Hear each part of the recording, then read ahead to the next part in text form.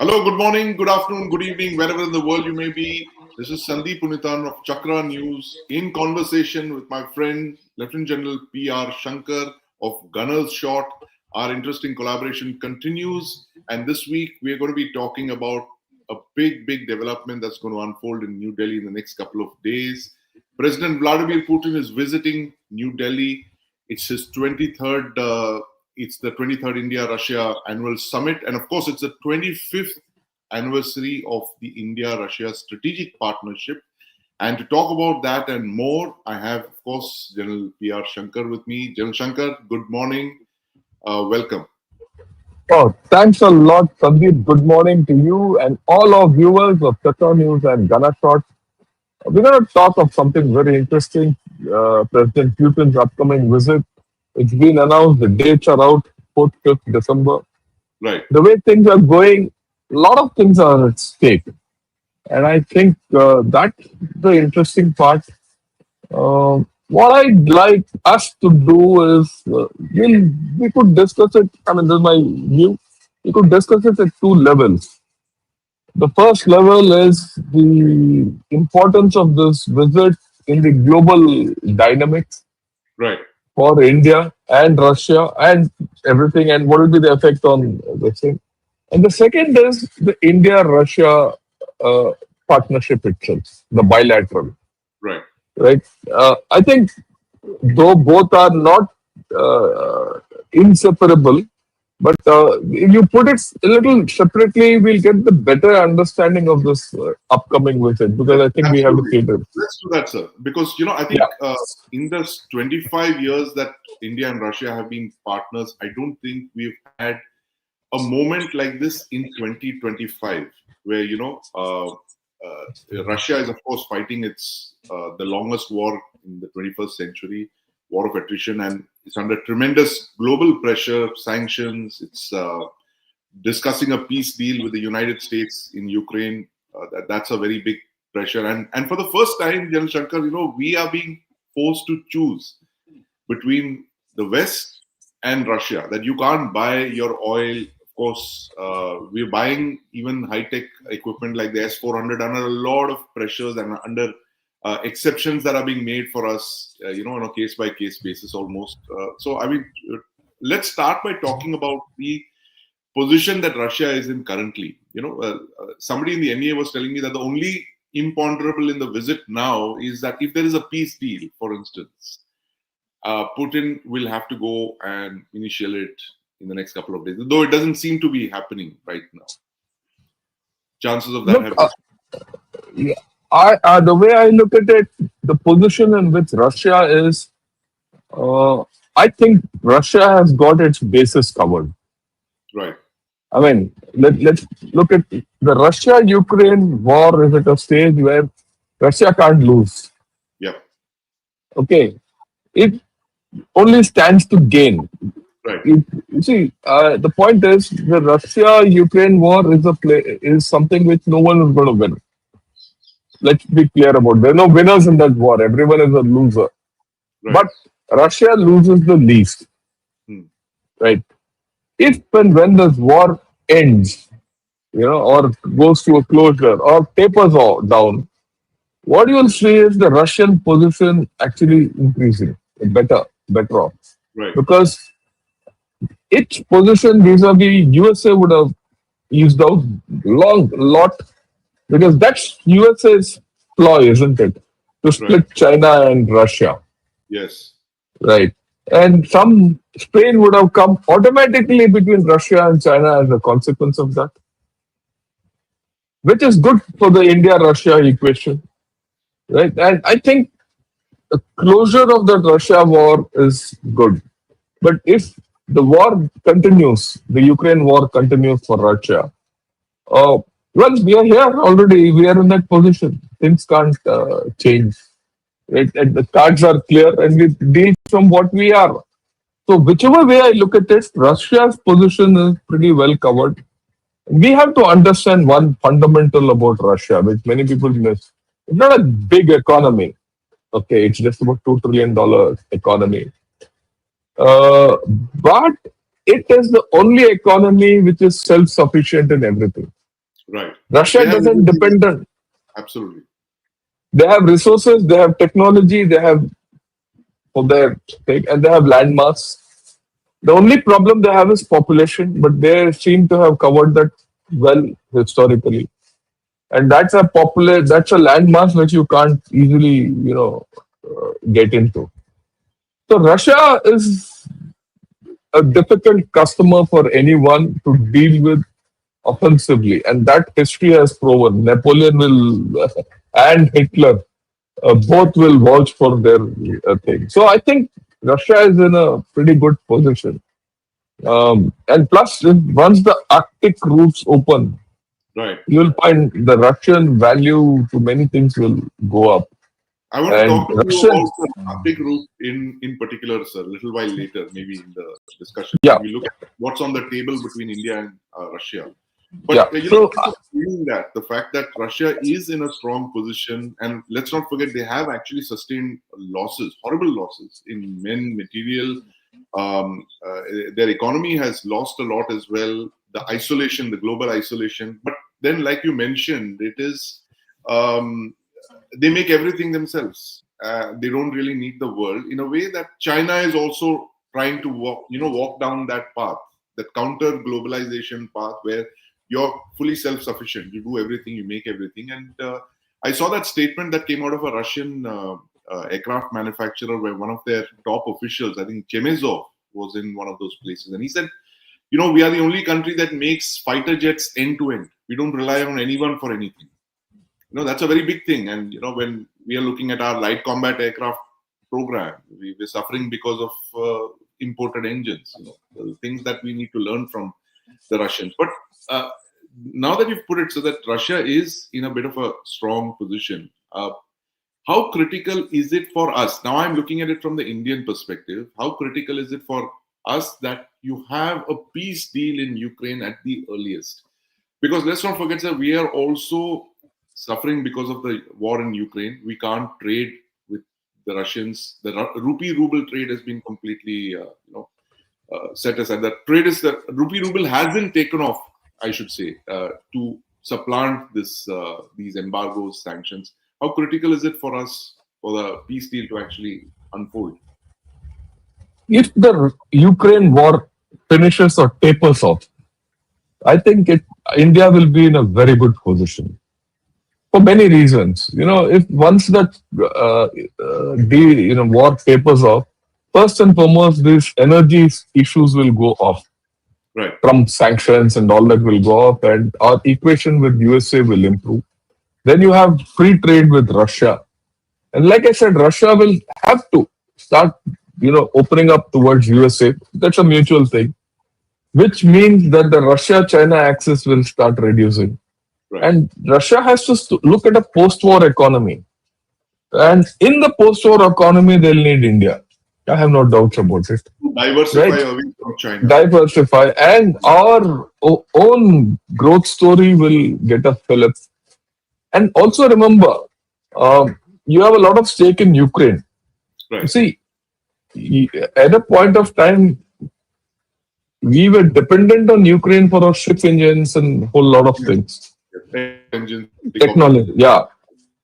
And notwithstanding whatever is happening in Ukraine or whatever Ukraine is all about, Ukraine still has technological capability, which we can, we can use this very well. So I think the Russia-Ukraine war winding down will be of great benefit to us.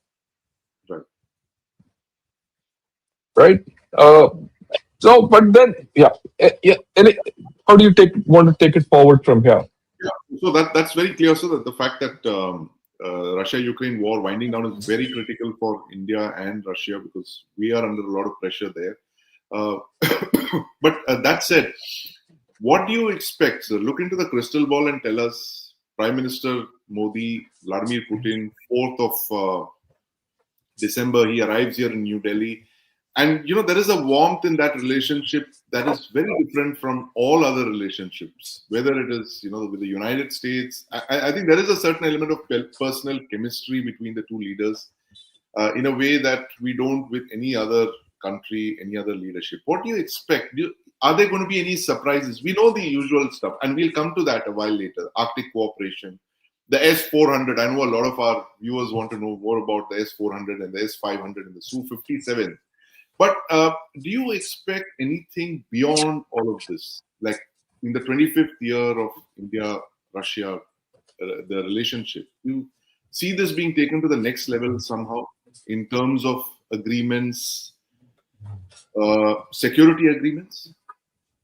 Look, this visit is important for Russia on many counts. I mean, don't look at it from just the agreements between Su-57 or those things. Of course, yes. S-400 and all that. Look, for Russia, it's a great political achievement. Remember, Mr. Putin is still under sanction for getting his arrest warrant is out and all that. While he could go to China, he could go to USA. The third country he's coming to is India. So politically, coming to India gives him that kind of a huge fillip, okay, which is important for Russia. And you have supported Russia in UN. Remember this. It's a huge payback for the time when USSR supported India going back to 71 and from there. So there's a huge pro quid quo in this whole story. So in some manner, we are on equal footing, right? And you bailed Russia out during the Ukraine war by energy. Of course, you benefited, but if you didn't, then Russia would have been in a pickle. Right. So I think overall, this relationship has reached a plateau, but it's an important plateau. Right. And it's important that we remain at that plateau, right? This relationship is important to balance geopolitics also. Right. It's important for Russia. I'm looking at it from the Russian viewpoint. It's important for Russia because it enables Russia to build a hedge against. Look at this. This is the thing. This cartoon is by a Chinese and it came out 2 years back and I've not let it go at all. The 4 big powers of the world as per the Chinese, and this came long back. I keep showing it, right? Are these 4? I can't make out. I can see Prime Minister Modi, Trump, Putin. Xi Jinping is very, that's Putin, is it? It doesn't look like it. It doesn't look like, but that's that cartoonist has put it. Yeah. This is Putin, Xi Jinping, Trump, and this thing. In fact, the original cartoon had Biden. This is of the Biden era, right? Right. But then what I did? I converted this into a matrix, a power matrix. A quad of sorts, yes. Chord of sorts, right? So this power chord, if you see the 4 big powers of the world at each corner, Russia and China have a lot of attraction along the diagonal. India and USA had attraction, but that's frayed. But I think that's at 50-50 today.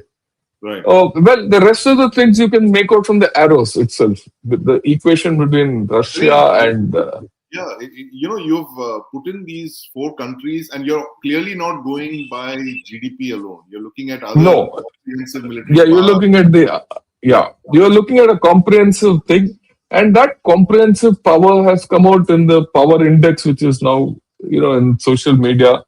The 5 big countries in the 5 most powerful countries in the world. As per that, the 5th is Japan, of course. Right. In this, right? And you have to understand, if you put Japan somewhere here, the matrix will change a bit. But understand, Japan is at odds with Russia and China, and it's playing out today. Right. Okay? Right. They have historical problems between Russia, China, and Japan. And between India, Japan, and USA, there's a historical alliance. Yes. So if you add that in, well, you have a geopolitical role to play. And this is something which people need to understand. And we also have to understand it in the context that despite everything, for the second quarter, India's GDP has gone at 8.2%. That's right. Right? Yeah, very encouraging numbers. Yeah, it's more than encouraging this quarter because you went through sanctions, trade got hit with USA, uh, nothing took off with China, a lot of issues. Despite this, despite all the roadblocks which you faced, you've grown at 8.2%. You can't be ignored anymore. You can't be stopped, Right. Right. right? And today, in these four countries, which is the country you trust most? No, India, without a doubt, it's Russia. Russia, right? You don't trust China anymore. I mean, you never trusted China. You never trusted USA also historically, right? You felt that you could get into a great strategic partnership. That's been destroyed completely. The way I look at it, the strategic partnership has been destroyed, which I keep saying. So, in terms of trust, you need Russia. You have trust in Russia. So, politically and from a trust point of view, and India-Russia equation is very important. And a lot of people look at India-US-Russia equation from their perspective. I mean, we can take this off. Right? Yeah, you look at it from a third country perspective. When they deal, a third country deals with these four countries plus Japan. What is the effect? They'll say, look, I'd rather prefer to deal with Russia, India, or Japan rather than USA and China. That's the global perception today. Right. Right. So I think in that, if India and Russia are aligned, the global projection is very good, and we can feed off each other's strengths. Right. For example, uh, Myanmar. Myanmar, interestingly, has very good relations with Russia. Yes. It has right. It has good relations with us, and it has got into a good relation. I won't say good relations. It's got into a relationship with China, uncomfortable with it. So, Right. is there a case for India and Russia to talk about Myanmar? There are a lot of things in this whole story which are coming out. It's not just a matter of. So globally, there are places, the Middle East. A lot of people in the Middle East and Africa are more comfortable with India and Russia. Is there a way to leverage it? So I think in this visit, if you look beyond the normal, I think the global play of India plus Russia needs to be discussed. Right. Right. For that matter, what you can do in Africa, what you can do in the rest of Asia, right? I think if of the top 5 powers in the world, 2 are not trustworthy, right? And so people will naturally go to the other 3. And So, that's the the G2, you're basically saying a G2 alternative. Alternative. And can that emerge out of this? I think that's the big thing I'd look at. Right. Interesting. So, but Russia has its own compulsions to continue, with the Chinese. They're very closely linked. They're almost the junior partner, as a lot of people are saying, with in the China-Russia relationship. But I think that's not giving too much credit to President Putin. He's a sharp player, and it's unlikely that he'd want to be second fiddle to anyone. I don't agree with this concept that Russia is the junior partner for China. Right. Look, I mean, I never agreed with it. This is the Western propaganda which came up, right? But the facts on ground are different. Right? Today, China is, Russia has got China on the leash. Let me put it this way.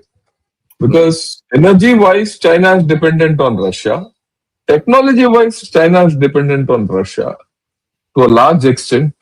And then, of course, you see, China has managed to do something which no one else has been able to do. Pry North Korea away from China. Please understand, we don't often forget that global politics and dynamics there. today North Korea is more aligned to Putin than China. That's And a very important point that you made. That big visit that Putin made at yeah, something with the Kim Jong to get him to commit troops and ammunition, troops, and in return he's given him technology. He's given him technology. Yeah. nuclear submarine technology. Very very interesting point. So actually, you think that he's broken It's North not Korea? like no. It's not only that. After all these, the North Korean state communications are now no more dependent on the Chinese satellites. They're dependent on Russian satellites, which is a very big change.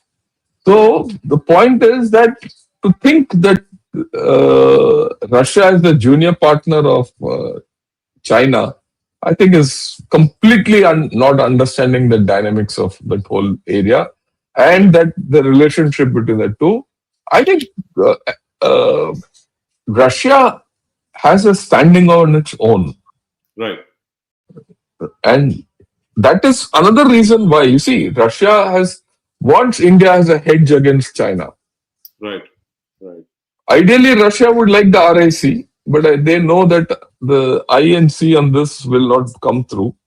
right. Right? But they would like India for that factor. So I have a different view on this. This is my view on this. Yeah, So I was researching an article on this China's wolf warrior diplomacy, and this 2013 essay that came out in one of the Chinese websites. You would remember that the 6 wars that China must yeah, fight in the next half century. And it's very interesting that how this comes out at a time when Xi Jinping has just taken over a few months after his taking over. And I'm just going to put in those uh, wars because it gives you a very interesting, thing of how what the Chinese are actually thinking. At least the far right in the Chinese thing, their revanchist ideas yeah. of The revanchist idea, it included Russia, it included India, it included Taiwan, it included Japan, I'm going to post and that this, here. Yeah, it is. fine. And yeah, the 6 wars. And China still eyes the Trans-Manchuria area, the Trans-Amur area. It wants to reclaim Vladivostok back from Russia, and it's not lost on Russia.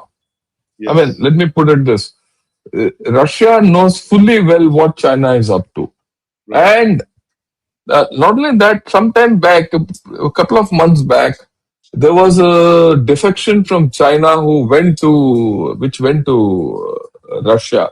A couple got defected, and they gave out the complete Chinese plan of how China wants to break Russia Right. through revival of Russian communism, and they wanted to break Russia into two along the Caucasus, the European Russia and the Asian Russia, with a longer aim or longer term aim of taking over, or Siberia and things like that. I mean, it's a far-fetched plan, but this plan got leaked, went to Russia, and then Russia did whatever it had to and told China in a different manner. And after that, this business of junior partner, senior partner has gone. Yeah, yep, Uh, we have that here. yeah. These are the 6 wars. I see that. The 6 wars that they must fight. War to Yeah, unify Thailand. That's the obvious one. And this came out in yeah, 2013, right? That is underway now on the timelines as mentioned, 2020, 2025. War to recover various islands of South China Sea. That is also underway in a sense, if you understand the way they are bullying their South China Sea neighbors. Then, of course, the war to recover Southern Tibet. Southern Tibet is Arunachal Pradesh, according to them, according to the Chinese. yeah, The war to recover Diaoyutai and the Ryukyukus, that's Senkaku Islands, that's 2040 to 45. So they're taking on Japan in 2040, 45. The war to unify Outer Mongolia, 45 to 50. Outer Mongolia is the present day country of Mongolia. And finally, the war to recover the territory seized by Russia, that is Trans-Amur, yeah. So this is something like 600,000 square kilometers, which is an area the size of present-day Ukraine including the Donbass. This is what they plan to recover, and this is what they gave the Russian Empire in 1858. The Manchu dynasty had given them in 1850. So this is the last. So they come to Russia at the very end in 2055, 2060. Yeah, but I agree with all this thinking. But the fact is that Chinese have not succeeded in anything, and this was part of the propaganda which they put out in 2013. Right. I don't think China is capable of going to war anywhere. Right. And to a large extent, I don't know whether China itself will survive itself in the current form in these timelines. Because China today is at war with itself. Let's not have any doubt about it. Economy and demography combination. Economy and demography are lethal. They are the two fundamentals of any nation. Right? So I don't give, and it is in fact it is in this context. You said economy and demography are the two basic problems of China. It is in this context the India-Russia meet is very important. Right? We have common interests. Right? And so I don't think I would be too bothered about the China-Russia friendship. Whereas there is no threat at all to the India-Russia equation. Look, I mean, one has to understand again, the China-Russia equation has a lot of issues of trust and this six-war business that won't go away. The India-China issue will never go away. It's out of question. India, USA, trust is gone. There's no trust left. Right? Same with Russia and USA. There's no great thing. So what does it leave? The only two countries with some great power status, India and Russia, have this quality of Russia. They're no more a threat to each other or of any kind. In fact, they've never been and then will not be. So Mr. Putin's visit in the first week of December reinforces this, matrix which I've put out always. And especially with what China is trying to do with Japan. Right? So I think India's position in the global matrix also has gone up. One has to understand. So, I mean, no, there might be many critics to my way of thinking, but I think this is the way I look at it. So I think this visit is very important for global stability, global geopolitics, for India. In fact, if we have to sustain this growth rate of 8.2% or 8.5%, whatever, we need Russia on our side. Let's not have any doubts about it. We need Russia to deal with China. You need Russia to deal with Pakistan. You need, like I said, you need Russia to deal with our neighborhood also. Right. Myanmar. So Myanmar is important. So I think, and of course, Africa. So for our own growth, our own geopolitical footprint, it's good to have Russia on our side. And it's good to have Russia on our side for technology. Now, I want to spend some time on technology. Look, whether we like it or not, we are a nation which has not been able to harness its own technology. We don't lack technology, we can't harness it. That's our fundamental problem. Now, if you need technology, and the only country which is prepared to give you technology today is Russia. And let me explain this. No one else gave you technology. Even Russia never gave us technologies till now. But today, Russia is prepared to give us technology. Of course, we missed the bus when USSR collapsed. Then technology was there on the plate for us. We made the foolish thing of not accepting it because of our own internal myopic viewpoints. But today things have changed. You need technology. And Russia is the only country which is prepared to give us technology. So, General Shankar, I'm going to quickly ask you on that because I know you're at the IIT Madras. You do a lot of technology when you're not here speaking to addressing viewers. You're doing a lot of high-tech stuff yourself, most of which you can't tell us yet. But, tell us what in 2025 India post-Operation Sindoor, what is the kind of technology that India really needs from the Russian Federation? See, there are a lot of chatter about the S-400s. We'll come to that, the bean count. But tell us the kind of technology that we are looking for today where Russia will actually fill in the gaps. See, you need Russian technology to expand your maritime power. Right. You have submarines and, things like that. Definitely you need. There's no doubt about that. The second technology which you definitely need is to expand your air power, aircraft building. On that, we should not have doubt. The third place where you need a lot of help, Russian technology, is in nuclear power. Right. Okay. The fourth place where you need collaboration with Russia, I won't say technology, but you need collaboration with Russia, is in space. Space technologies, you need a lot of collaboration. Okay. In terms of technology. In certain core technologies, in metallurgy and things like that, which are still important, no matter what you say of other core technologies, you need collaboration. You need collaboration. I'm not saying you need technology, you need collaboration to take your own knowledge to a different level. Right? So I think if you look at it from these 4-5 points of view, okay, I don't know if I've missed out any, but I think from these 4-5 points of view, you need Russia. And today Russia is prepared to part with these technologies. That's the important point, which we need to cash in on. And to that extent, I do hope something special comes out of this visit. Right. How interesting. When you said that, I was just visually imagining it. The space technology, at aircraft technology, that's fighter jets and maybe even commercial airliners. Yeah, commercial airlines, engines, yeah.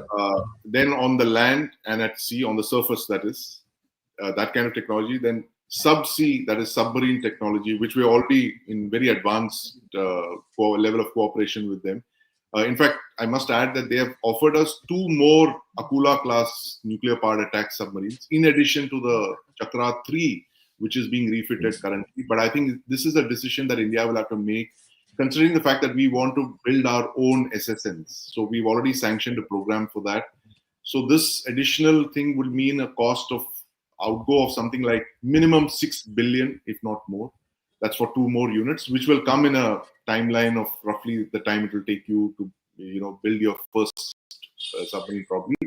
And very interestingly, there is the Matsyayan cooperation as well for the deep sea exploration mission, the seabed exploration. So it is literally from the heights of the space right down to the bottom of the ocean. And it's that technology doesn't. We're not doing this kind of partnerships with any other country, I think. No one else will give you this. No one will. We got a lot of fillip from their space programs earlier, right? After all, most of our space programs, for example, go back to Rakesh Sharma. When he went abroad, to the space as on a Soviet shuttle. So I think a lot of things we have to put together when you talk of India and Russia. It's one thing to say tech, IT, EAO, all that, but I think the hardcore technologies we still need Russia on our side. And we don't, one of our biggest deficiencies is the incapability of developing all these technologies for our own selves. It's not that we don't have, we have, we don't know how to put it together and do all that. So to that extent, I think if you go, get technology from Russia in a semi-finished form, and if with Russia you're able to take it to the next level, I think we will be in a very good situation. Okay. So as Sandeep will join us, there are certain other things which, I mean, I think one major issue, a major issue in which India and Russia collaboration and cooperation will be of great value is energy. You see, it's one thing to say we are dependent on Russian oil and it comes cheap to us and things like that. But that story also is likely to change as we go along.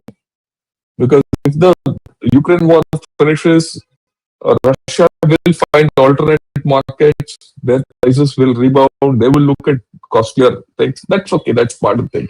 But what about tomorrow's technologies for energy, right? Whether you talk of even, say, I keep talking of thorium technology. That's why I said nuclear technology. So to harness thorium with us, uh, it's good to have Russia on your side, the nuclear part of it, because a lot of our nuclear capability is basically built on Russian technology if you go back into history. What about rare earths? We have adequate rare earths with us in our country. And these rare earths, the raw material is there. Now, to convert it into actual rare earths where you can use it at scale, again, you need technology. That technology today, yeah, you can get it from Japan, fine. Uh, you might be able to get it from USA, fine. But also you need a hedge when you go into with Russia. So the connect between Russia and uh, China, sorry, Russia and India is pretty deep. Yeah. So as uh, Sandeep, thanks for getting back. I was explaining to everyone that we need Russia for rare earths. You need Russia for energy, Right. and especially nuclear energy. Converting our thorium reserves into practical nuclear energy to finish our thorium cycle, which is very important. And also the fact that a lot of our nuclear supply, plutonium or uranium, not plutonium, really uranium, still comes from Russia. Um, Also, remember, even USA takes uranium hexafluoride from Russia. From Russia. So do we. Yeah. So the India-Russia partnership, the bandwidth is very huge, and you can't ignore it. So Right. that's something which we need to understand. So am I looking at one big ticket announcement when Mr. Putin comes? I'm not. Right. The very, I'm not. I'm looking at solidifying where we are, and I'm happy to remain at a plateau, which we are. Right.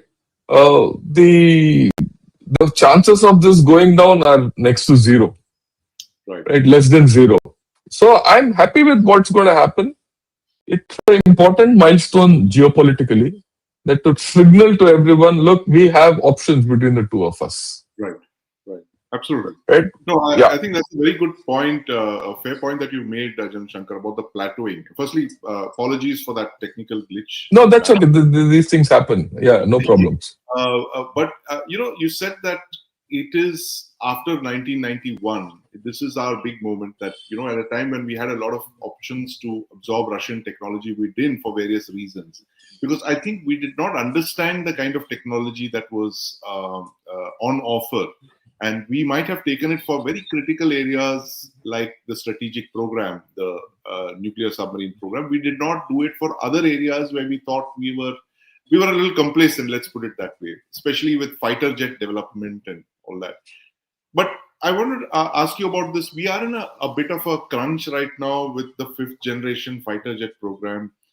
That seems to be the only area where we are a little, I wouldn't say, back, a little slow because the Chinese have taken a lead. They have two fifth generation fighters. They're working on a sixth. And it's very possible that they could sell Pakistan fifth generation fighter jets as well. Where do you see us and the Russians in on this?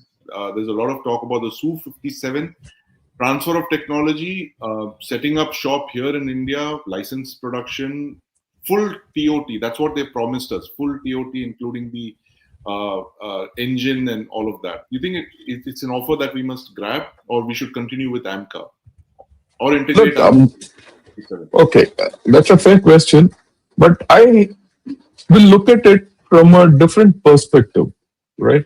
First and foremost, what's the relevance of all these manned aircraft in tomorrow's war? Right. Stealth, no stealth, sixth, seventh, 10th generation. Is there relevance there or not? Okay, right. I think Op Sindoor, Ukraine war, and even the Iran-Israel war has brought all these things into the Right. focus, right? What emerges is if you have adequate missile power, even if you don't have full air power, or the latest aircraft, you can do with the situation, provided you have adequate air defense. Right. So I would give more credence to the fact that India. I mean, I'm talking of specifics. I would prefer to have a greater collaboration on the S-400, 500, and that, and develop our air defense capabilities. Because if you can develop your air defense capabilities and say have the capabilities to hit off the stealth aircraft, Right. you don't need the stealth aircraft, Right. right? And you have the missile capability to offset that. Right. That's what Sindoor proved to us. That's what the Iran-Israel war proved to us. That's what the Russia-Ukraine war is proving to the world even now. So I'm not too worried. But at the same time, you can't rule out the requirement of the next generation of aircraft. Right. So do you need a Su-57? Very a huge question mark, because remember, we were in the Su-57 deal to Yes. start with, and we pulled out. We pulled out because the terms and conditions were completely unsuitable to India. Can you rework that and go back? And I don't know whether it's even feasible. That's the way I look at it. Right? Can you get help for AMCA from them? I think that's a better route. Can you deal with the Russians? Say, look, I need this for my AMCA. Right? We are looking at engines from France and USA and all that. Why don't you get the engines from Russia? If you want to get the Su-57 from Russia, or get the engines from Russia and develop your own. Right. Can you? So even in civil aviation, why should you depend only on Airbus and Boeing? After all, you at one point of time you flew those Tupolevs and ILs all over, and the huge aircraft. So the aircraft capability, the civil aircraft manufacture capability is there. Design, manufacture, everything is there in Russia. Why don't we get that? And go into a program on improving our aerospace capabilities in a different track altogether. It might take a little more longer time. I'm not bothered. We are okay, right? And so and then continue with the existing programs. So I think we need to relook at it. We need to have internal clarity on the fighter aircraft, civil aircraft, whole thing, which for some reason, in all our discourse, we've not looked at Russia from that point of view. So I think this is a time when we can debate this and discuss this as to how can we relook at this whole story. Right. And take it forward. After all, you have a very successful joint production, design, everything in BrahMos. Right. Okay. And today BrahMos is making economic sense also. When you start selling it to Philippines, you do it tomorrow to Armenia or whoever. So what the investment India and Russia have put into this will start coming back. So similarly, can you do something for a fighter aircraft or a trainer aircraft, or for that matter, a civil aircraft? I would rather collaboration. Yeah, not necessary Su-57. Right. So not necessarily just the platform, but to collaborate on certain, core capabilities that you core capabilities. Yeah. like the long range air defense missile project that we have as well. And You want uh, no, you want to. You see, we discussed about Sudarshan Chakra and all that. yes, Can you? exactly. Yeah.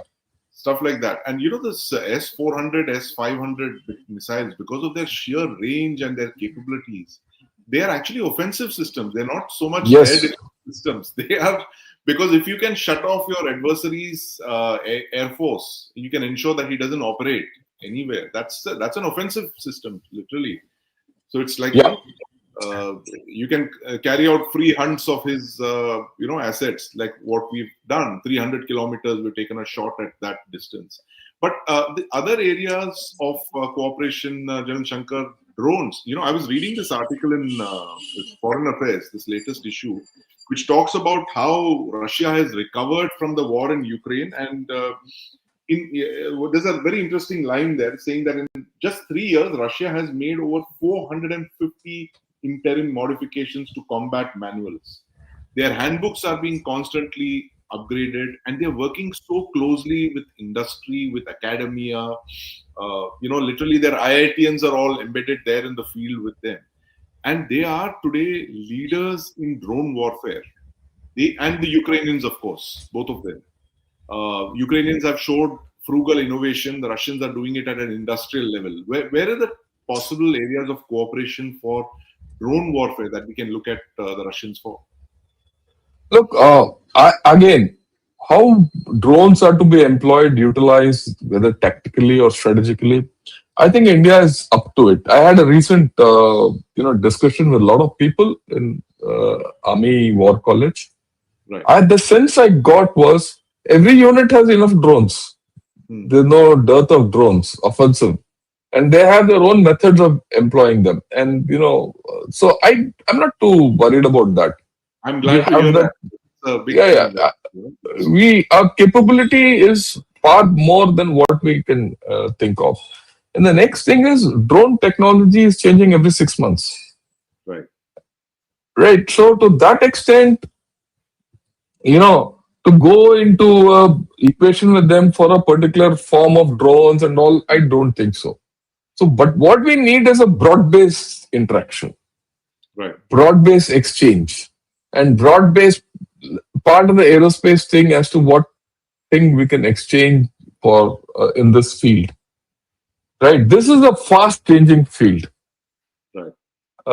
Right. And we need to build the capacity. What I would like to learn from Russia on this is how have they got onto this fast-changing roulette wheel, right? And how to stay on it. That is the more important thing. It is not a matter of how we get hold of a particular drone and use it and all. I think we need to understand how they've handled the situation, dynamic situation, rather than the physicality of making drones and things. That I'm sure we have adequate. See, what one has to understand: drones are not that complex. Right. They're actually very simple platforms. They're simple platforms, and they're not complex. And at the end of the day, a drone is just a platform. The more important part is what you put on it. So that payload. The payload. That logic as to how things are and how they've operated and what has actually happened in Ukraine, firsthand is what we need to understand. Secondhand, through other journals, descriptions, war accounts, and all that, we know we have adequate thing. And plus, we have adapted well to our terrain.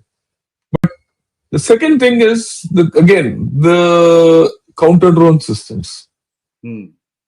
How do you handle counter drone systems? Because you might have the best drones, but if you have a good counter drone system, things change.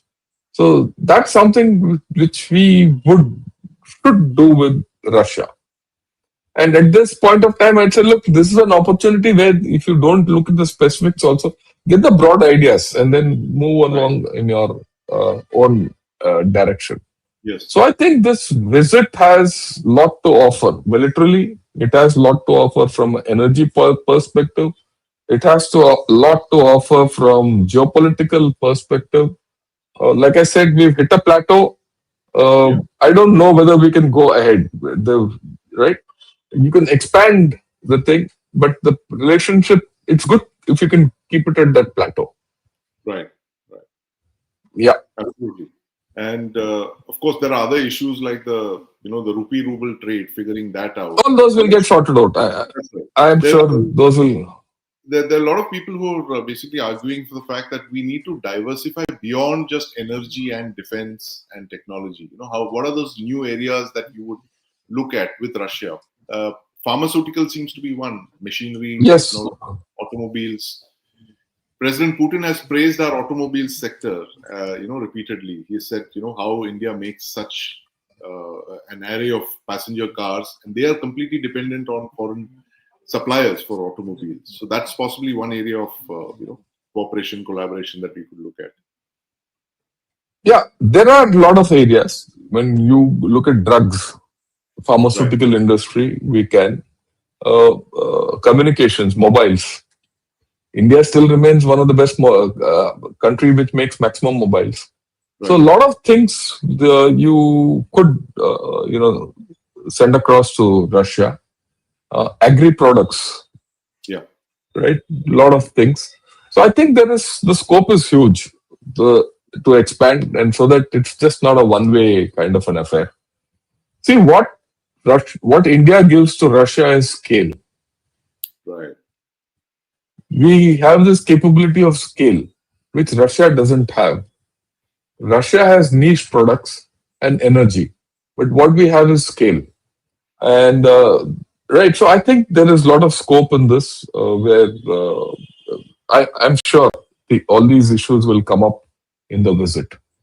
And of course, like we started the Arctic routes are something where we need yeah, a foothold on. Per se, I must also say that do you need the Arctic route? India doesn't need the Arctic route. Really speaking, why do you need the Arctic route? You don't need. But it's good to have a presence in when those lanes open up, and Russia gives you a foothold there, right, right? So I think, but that's in the future. That's about 15, 20 years ahead. And we also need to have some cooperation in the Antarctic, right, where we have our own niche capability in the Antarctic. So I think overall, I'm looking forward to the visit. right. Same here, Jan Shankar. I mean, there is no international visit I have, looked at so closely and waited for so eagerly as the Russian visit, simply because of the sheer scale that you mentioned and the trust. When you're built on a foundation of trust, then the sky is the limit. That plateau, Yeah, you can build skyscrapers on that plateau that you mentioned. But if you want, Jan Shankar, I think you can take some questions now. yeah, we'll like that. There is Ravi who wants to know about an agreement. Attack on Russia will be regarded as an attack on India and vice versa. NATO kind of military relationship with I secretive don't mode. think that will ever come across. We'll never get to that. Because if Right, that was there, we should have, the ongoing Russia-Ukraine war itself would have provided the base. right. I don't think India and Russia will ever get into that kind of a story. The NATO kind of an alliance. That is Yeah, what we'll never have it. Yeah. Howver is also asking as well. No, we'll not have that kind of alliance. But look, today the alliance required out of Russia and India are different. That's why I explained the geopolitics in that matrix. We Yes, need each other politically. We need politically. each other. Yeah, we need each other from a lot of, India and Russia hedge. Right. This relationship provides a hedge for many people, and it provides a hedge for our own problems, each Right. other. So that's IR, why the yeah. IR Kiran Ramakrishnan Su-57 deal will be signed with dot S400. Very possible. But Jan Shankar was saying this S400 is more likely. And there, I think the original deal was for what, 10 or 12 systems, General Shankar, back a decade ago, which Yeah, was Mr. Parikar asked for it to be reduced because the outflows reduce of and all that. 5 But billion. now I think you need more, and Yeah, we'll get there. right. Vishwanathan Bangalore says that China has occupied large areas of its border with Siberia and inhabited with its civilians and military, and Putin is silent. I don't think it is occupied large areas of Siberia. There is a large Chinese presence there simply because of population, and the Russian side of the Amur is very thinly populated. That's the difference. Yeah. Pugalski, Ukraine war was significant step in reining in those bankers. Okay, that's a statement, comment. Gratitude to Maharati. That's General Shankar. I respect. Oh, no, both of us. Thank you very much. There is.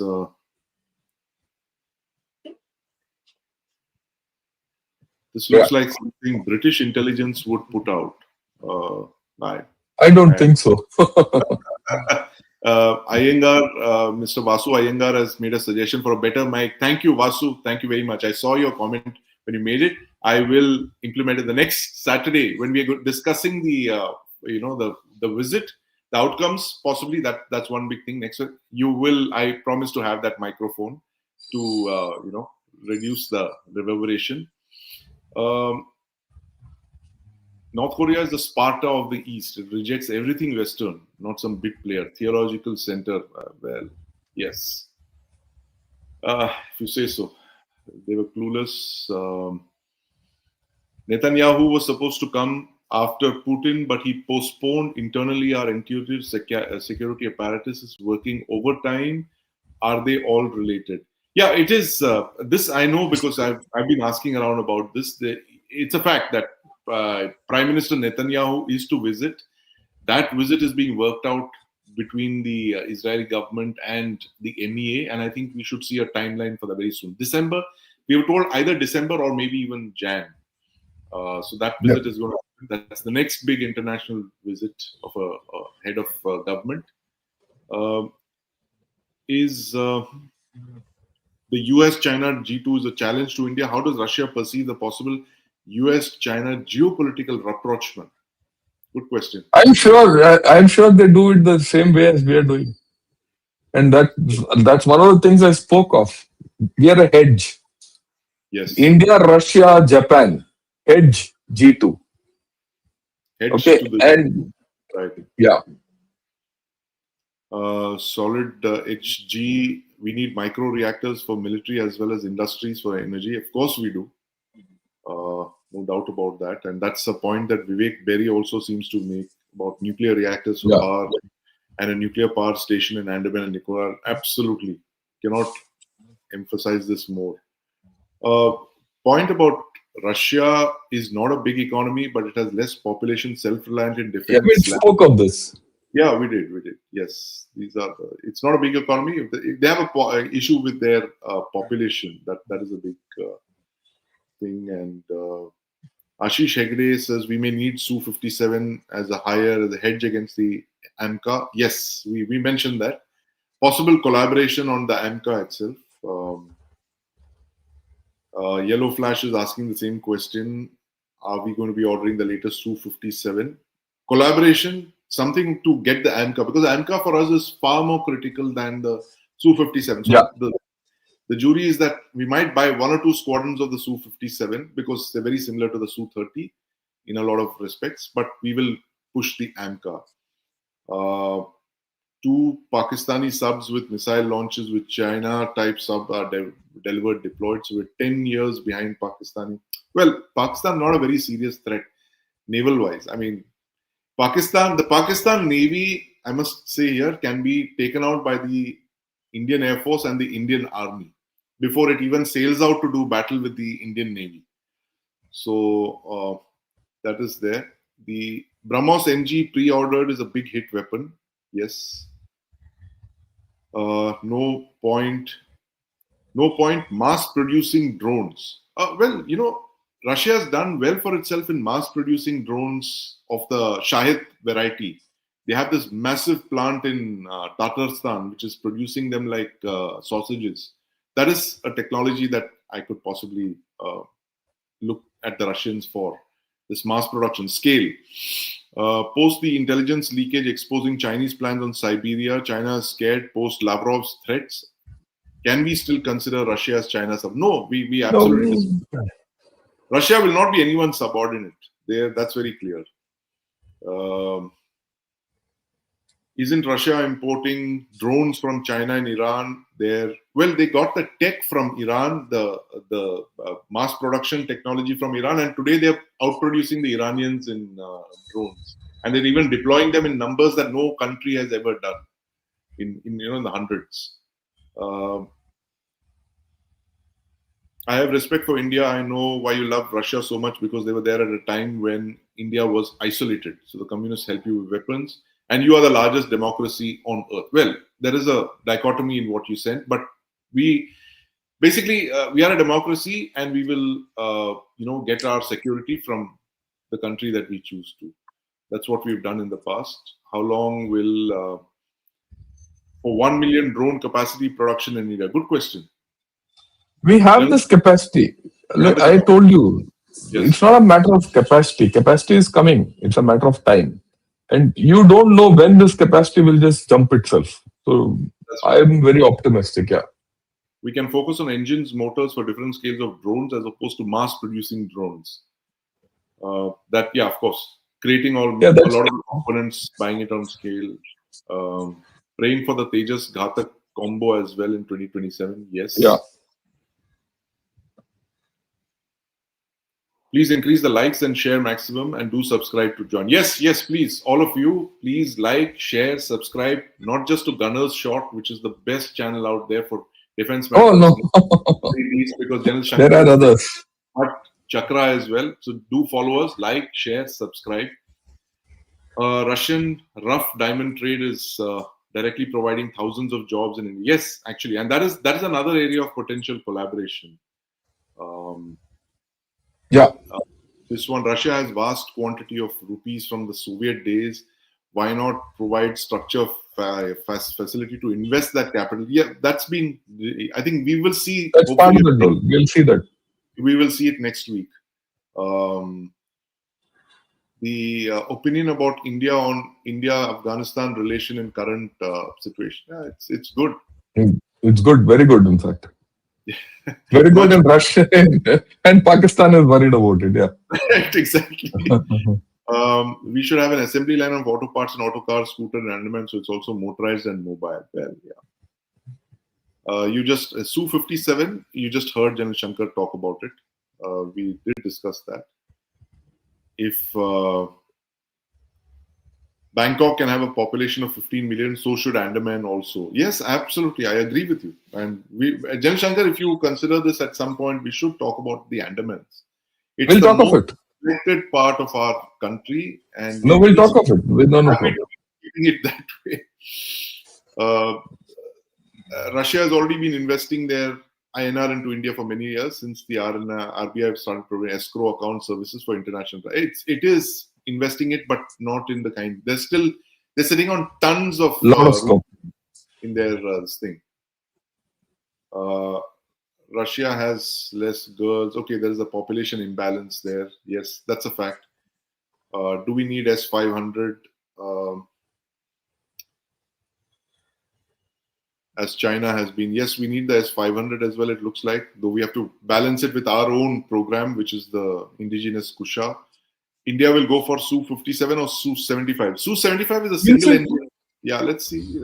We'll see how it goes. There's no point second guessing it at this stage. Yes. There's a lot to expect from this. And I think our diplomats are working hard to, balance expectations. This point, of course, it's an observation. We discussed that. India needs to work with Russia on.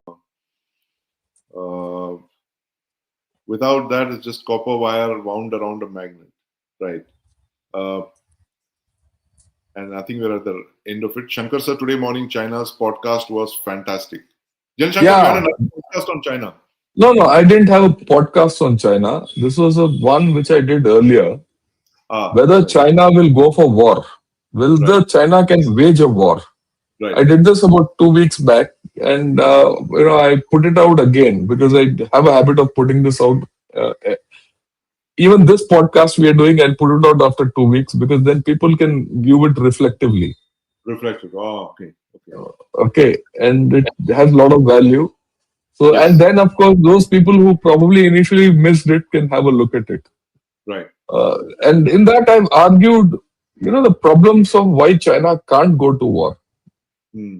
And it's very important in this context today that China doesn't have the capability to go to war. Much as what it's talking about Japan, Taiwan, and all that. Right. If China goes to war, there's a good chance of China collapsing. Oh, okay. It'll just collapse. So it's too much of a risk for Xi Jinping and company to go to war. Right. But at the same time, it might be too much of a risk for Xi Jinping and company not to go to war the way things are panning out. So we'll have to see, watch China very closely, because China, to me, to my way of thinking, is the most unstable country in the world today. Right. Right. Absolutely. And you've mentioned that time and again, Jan Shankar, Yeah, this approach that China's internal contradictions and its purges something we should look out for. yeah, yeah. As of now, Jan Shankar, can we commit to our viewers that next Saturday we're going to be talking about Yeah, why not? India and Let's do it. aftermath of the visit? Because by then we'll have Yeah.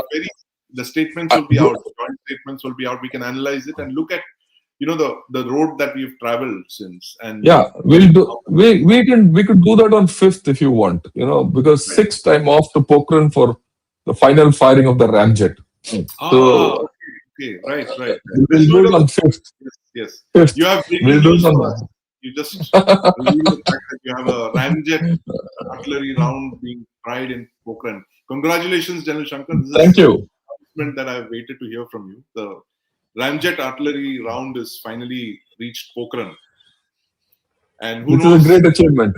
It's a great achievement. Congratulations from all of us. For you who are watching there, this is the project that General Shankar has been quietly working on with the IIT Madras for the last decade or so, because he believes that artillery rounds have reached the end of their physical limits, and now the only way to convert artillery rounds into missiles is by getting ramjet rounds. And ramjet rounds, I must tell you, they all look like, I've seen a couple of them, they look like mini BrahMos missiles, right? And that's what General Shankar plans to do, launch BrahMos missiles from artillery guns like the Bofors and of course the Dhanush and others. Congratulations once again, General Shankar. Can't wait to do a special podcast for our viewers on We'll this. do Since it. you're here, we must have a special discussion No, we'll on do it. artillery. This whole thing will finish, because what's happening is we're going to fire on 8th and 9th. Come Right. back. I have to go to the artillery conference and the reunion. The day I come back from the reunion, we'll have a podcast with you. Done. So we've locked in that thing. The two discussions that we're having on the 5th, we're going to talk about the India-Russia relationship, and the joint statements would have been out by then. And the 8th is when we'll talk about ramjet artillery with Jan Shankar. Thank you very much, Jan Shankar, for joining Thanks us. a lot. And for all of you out there, please like, share, subscribe. Nana's Short, and of course, Chakra News. Keep the love and support coming. And we'll see you again, same time next week. Jai Hind, and have a great week. Same. Jai Hind and have a great weekend. Yeah.